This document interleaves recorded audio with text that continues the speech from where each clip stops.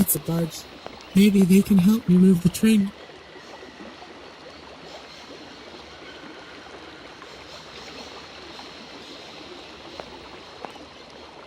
Hey there! On the boat! Guten Tag, schöne Mademoiselle. My husband say, "Hello, young lady. You want to talk to us?" My name is Kate Walker, and I'm a lawyer. I'm in charge of this train. This situation is really very new to me. Lawyer! Good job. Earn lot of money. A lot? A lot? No, I wouldn't go that far. But I can't really complain, I guess. There's worse. Lawyer always ask a lot of money. Can we change the subject, please? I really don't want to go down this road.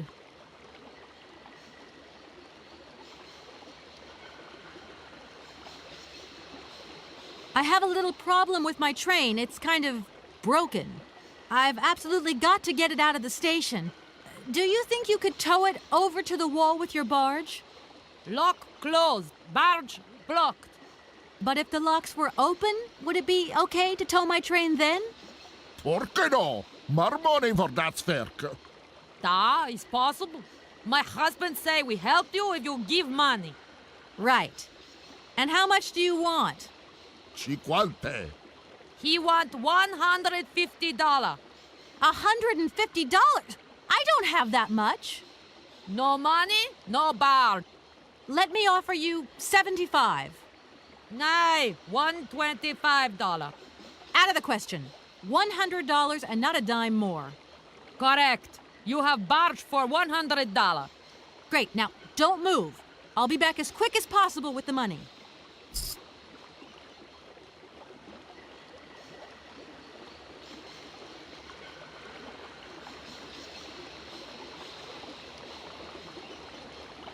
Have you gone down to take a look around the station yet? It's amazing. You know, it's full of exotic birds. Me to my girl? Ja. Ja, met plezier. We no leave boat. Husband is land sick. You must really get to see the countryside. Do you know New York at all? We no understand. I'm looking for a funny little man who is supposed to live in Syberia. Can you imagine that? Syberia. I expect you've already been there. She vragen komen to Syberia? Syberia? No. Too cold. Barge no break ice.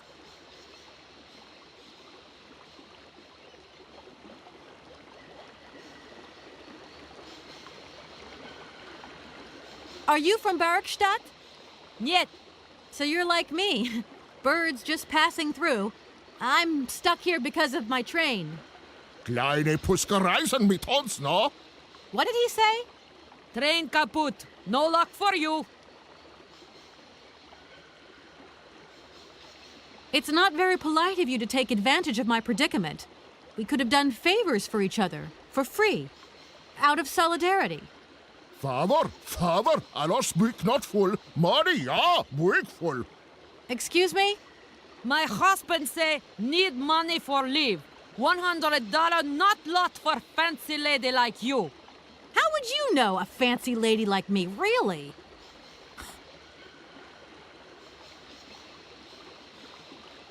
I'll leave you to it. I won't disturb you again. До свидания.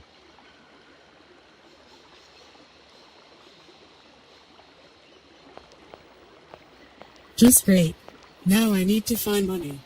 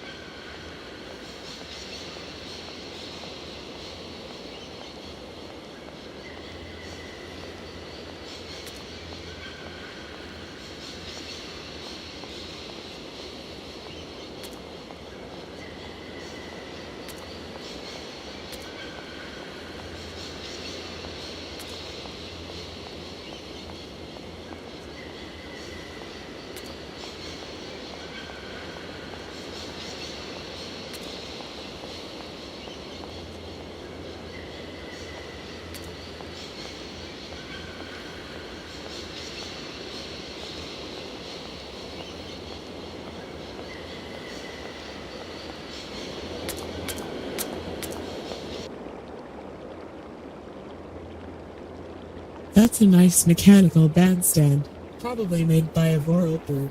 I wonder if it still works.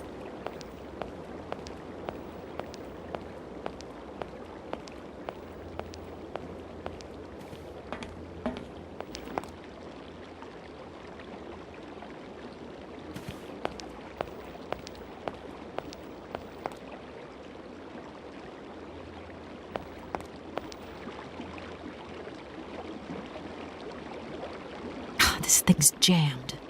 It needs fixing. It's missing an egg-shaped weight.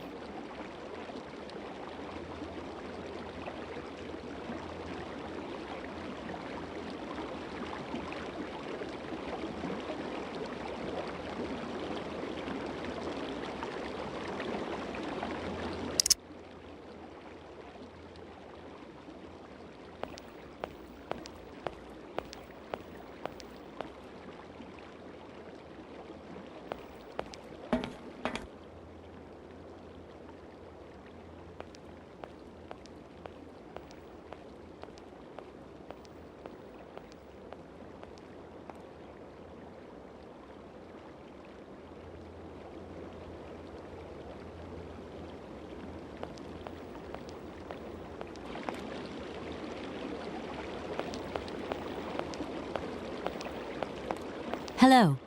Hey, baby, you party? You sure looking mighty fine. Love those big, round eyes. Just who do you think you are? Hey, spunky. I'd like that in a lady. Okay, I'm hooked. Come on, Zol. I'll let you buy me that coffee. I don't remember ever asking. Hey, don't play hard to get. I know you like it big time. Listen, kid. Go back home and play with your toy cars and forget you ever saw me. How rude.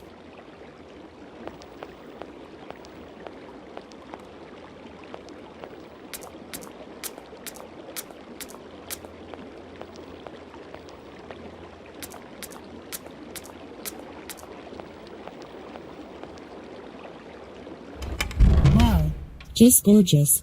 So many specimens of animals.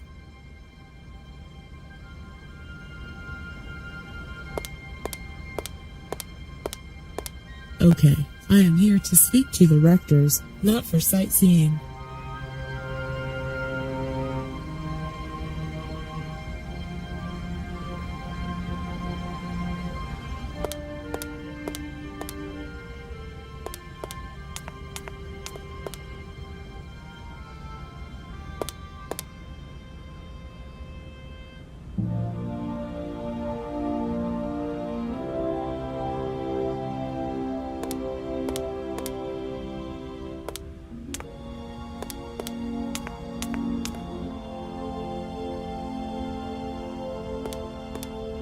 There's someone over there.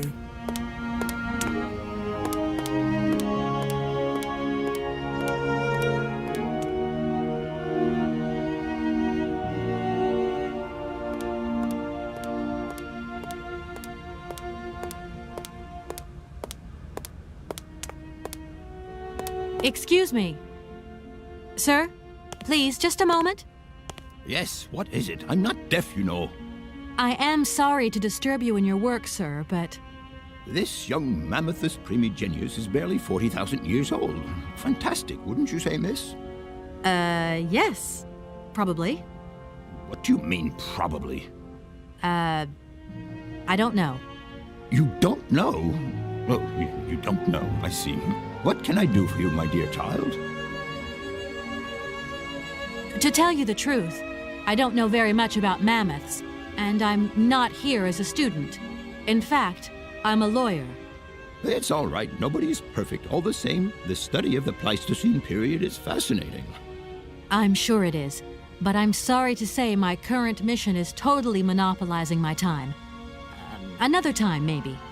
Ah, that's what they all say. But anyway, let me present myself. I'm Cornelius Ponce, Emeritus Professor and Lecturer at the University of Barrockstadt. I'm proud to say that I'm head of the Department of Paleozoology at our university. Kate Walker. Pleased to meet you.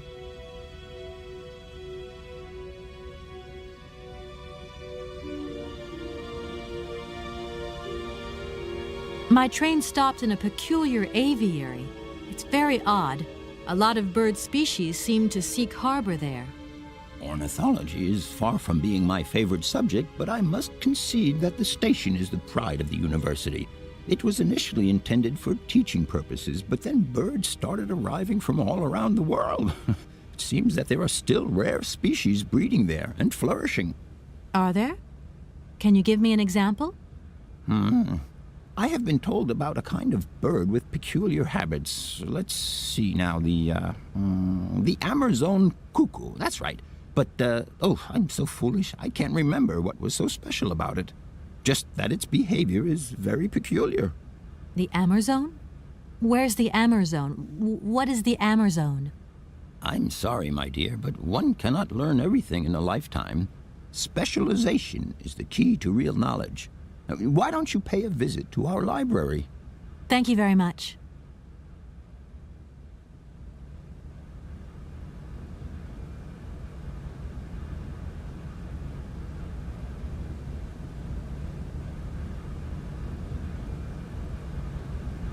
Arriving in Barrockstadt is an amazing experience.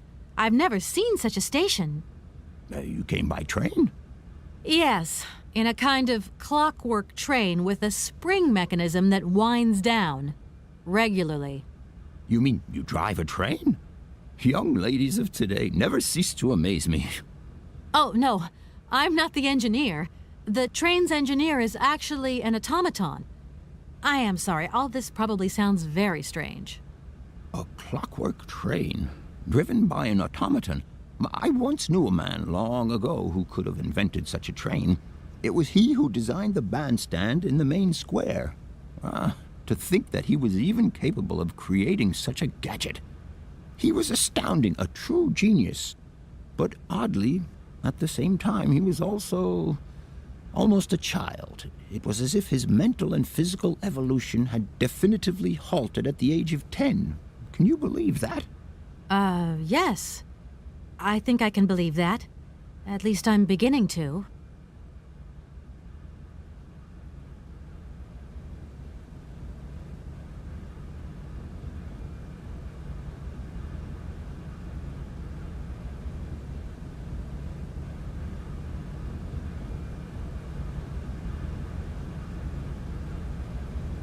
It wasn't really my intention to stop off here, but I'll confess, this university is really very impressive.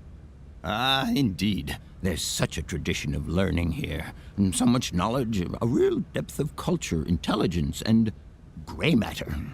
I myself did my studies here and never left. Actually, I'm here because I've been summoned by the rectors of the university. Oh, I see. You must have made a mistake on your enrollment form. Oh, no. I haven't come here to study. I have an important matter of inheritance to attend to. I have to find the heir. And you hope you will find him here? I'm not altogether sure. But you see, my train broke down coming into Barrockstadt station. In that case, my dear, you must come to one of my lectures. Here's a question for you. Do you know what the Proboscidean order is? The Probowhatian? You see? There are gaps in your knowledge that need refreshing.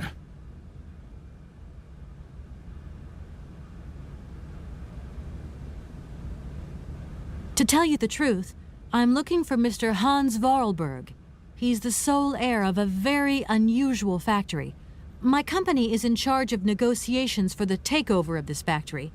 At last word, he was living in Syberia, so as soon as my train is ready, I'll be continuing my journey eastwards. Syberia. Syberia. But what was it you said again? Said what? You mentioned a name. The person you are looking for. Vorarlberg. Hans Vorarlberg. Do you know him? Hans Vorarlberg. How could I forget him? Such an extraordinary fellow. So inventive. We shared a passion for mammoths, you know, and we bonded over this passion. Without it, I confess, I would have had little to do with an odd, ageless retard like Hans. At the time, we were both students. Well, sort of. Put it this way. Hans had special permission to attend paleontology lectures. You see, he didn't really have the necessary qualifications. In exchange, Hans did a few odd jobs around the university. Your Hans Vorarlberg sounds uncannily like the one I'm looking for. I'm not sure, my dear. Hans was above all questions of money and business. Just to imagine him running a factory, perish the thought. Can you tell me a little bit more about him? He was always a mystery to me. He never said very much, never quite seemed to grasp what you said to him. He expressed himself instead through his incredible mechanical contraptions.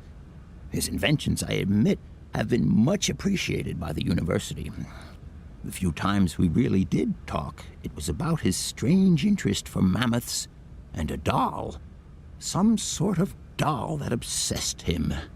A doll, you say? Yes, he kept talking about it.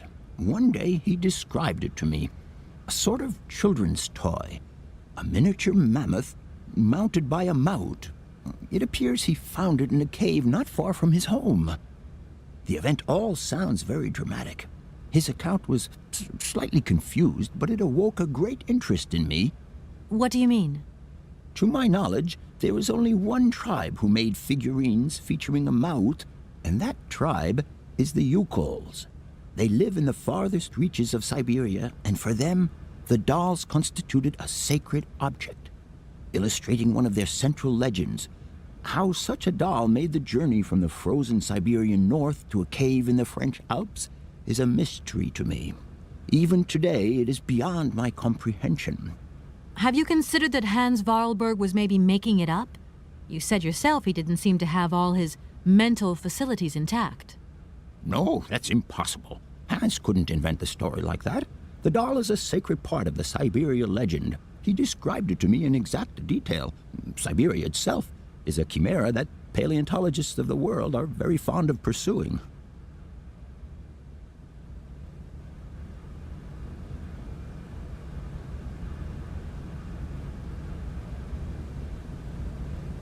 What would you say about seeing Hans Vorarlberg again? After all, you could come with me and help me find him. Young lady, you are very kind. I'm far too old for such escapades.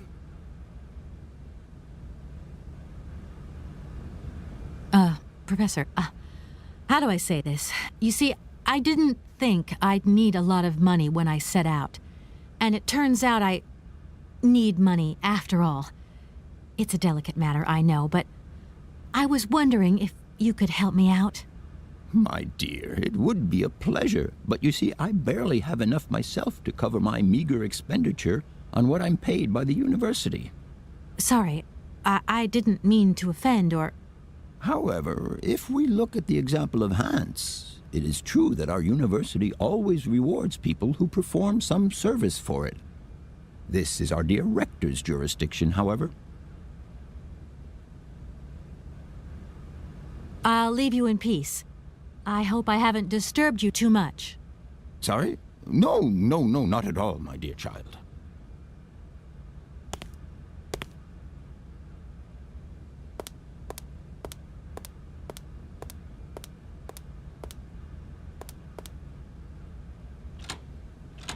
No point. It's locked.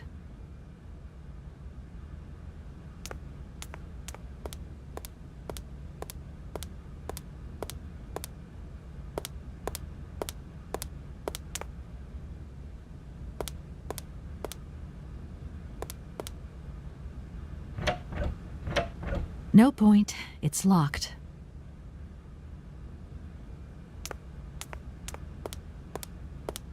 The library will be a good place to learn about cuckoos.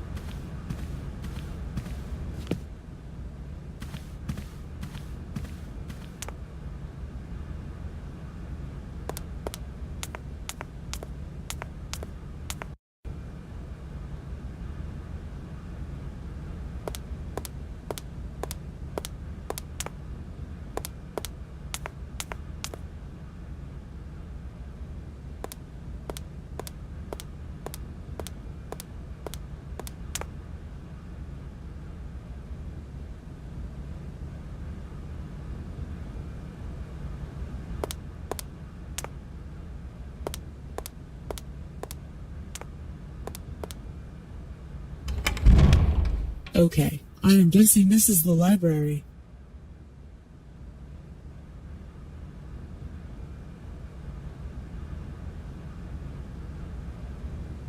This is going to be a nightmare to find the right books. There are no signs or labels.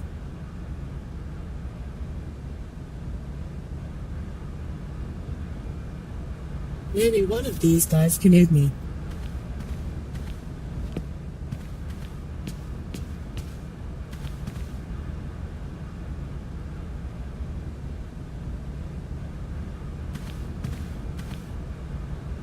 Excuse me. Can I disturb you a second? No, You could be a little bit nicer about it. keep quiet. In case you haven't noticed, we're somewhere that requires silence and tranquility. Okay, maybe not.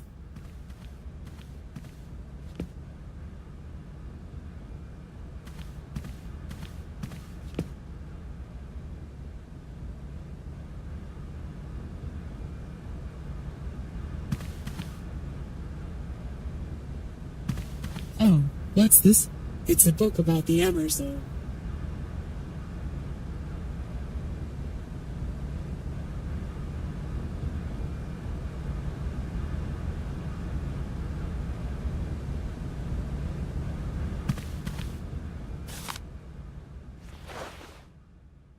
Amazon Memories of an Expedition. The red Amazon cuckoo Cuculus rosso. This subspecies of the Cuculus canoris is endemic in the Amazon forests and is one of the region's most brightly colored species. The male's plumage is a bright vermilion while the female's is a little more russet and neutral. Habitat and food. The red cuckoo inhabits the more isolated and denser areas of the Amazon forest. It is reliant on the thick upper foliage of the rainforest to live its lonely existence. The explorer may nevertheless have an excellent view of the bird when the animal ventures to lower branches in search of forest Sauvignon grapes. The wild vines provide the bird with the majority of its food. The cuckoo is particularly partial to its juicy fruit.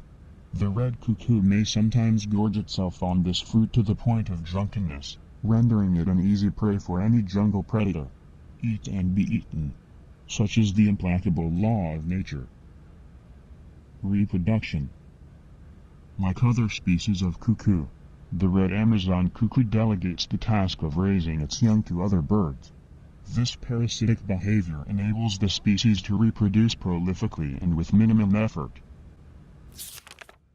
The female cuckoo scouts its territory on the lookout for nests under construction. She chooses the moment when its owners are absent to lay her eggs, generally in the afternoon. The host, meanwhile, will lay mainly in the morning. After laying an egg in her selected nest, the female will remove one of the host's eggs and destroy it or eat it later. The cuckoo's egg generally hatches before the eggs of its adopted brothers and sisters. The cuckoo chick will instinctively edge the other eggs from the nest.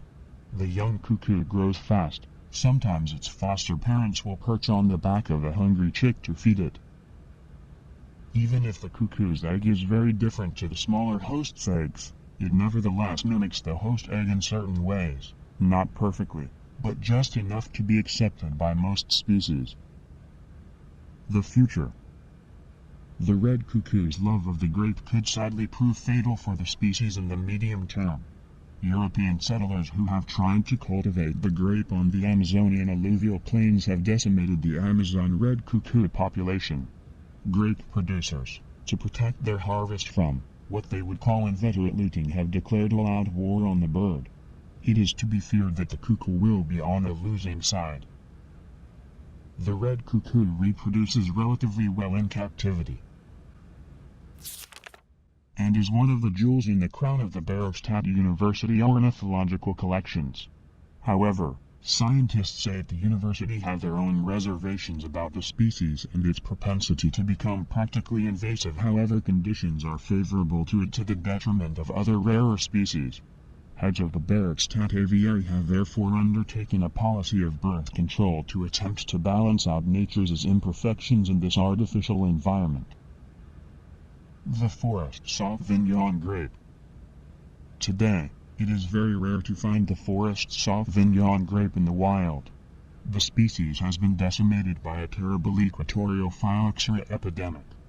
However, in Europe, successful cultivation of the plant is the pride of the Barrockstadt University Botany Collection and has largely contributed to the survival of the species around the world. Just fascinating. Okay, I need to find out more about the Sauvignon grapes.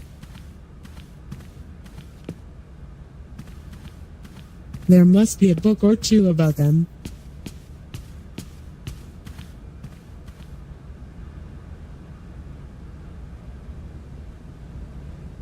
How is anyone supposed to find anything?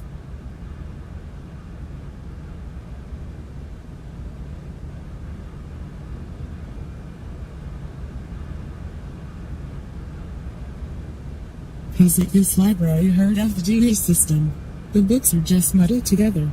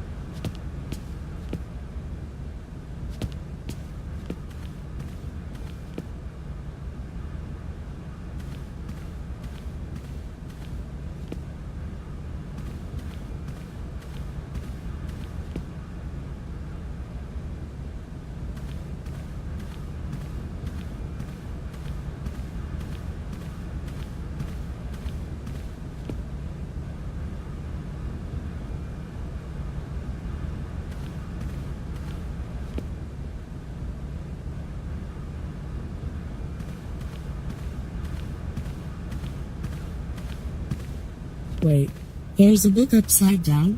How inept.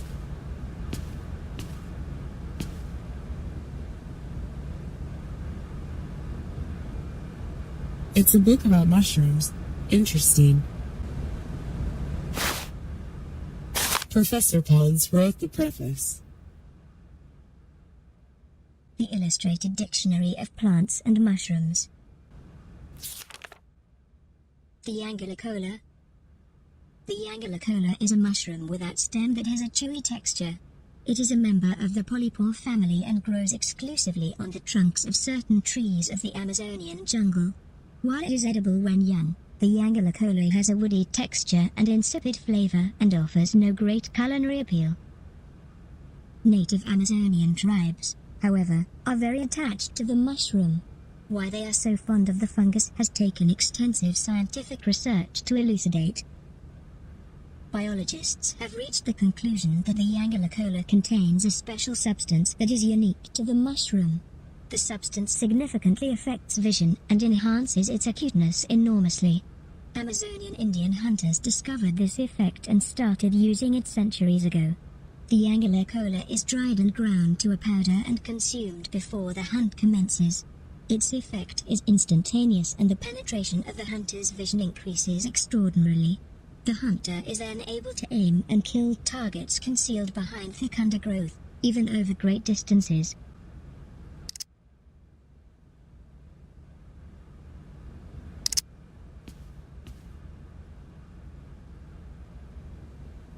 Was that another coincidence? Or am I being guided?